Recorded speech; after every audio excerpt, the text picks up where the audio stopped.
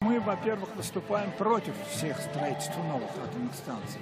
И, естественно, в первую очередь мы беспокоимся за наш регион. Поэтому выступаем против Башкирской атомной станции, строительства Нижегородской атомной электростанции, то есть то, что в Поволжье находится, и атомных реакторов в Дмитриевграде, около Ульяновска. Сегодня ведь день Чернобыля, поэтому здесь у нас, в принципе, мы традиционно выступаем против строительства атомных станций. Мы, в общем-то, против атомной энергетики.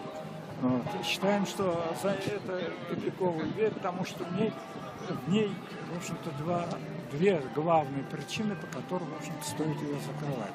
То, что надежность нельзя обеспечить 100%. Ну, Чернобыль, Фукусиму показали, аварии.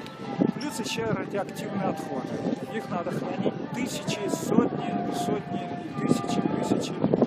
Вот. То есть мы фактически решаем современные проблемы за счет будущих поколений.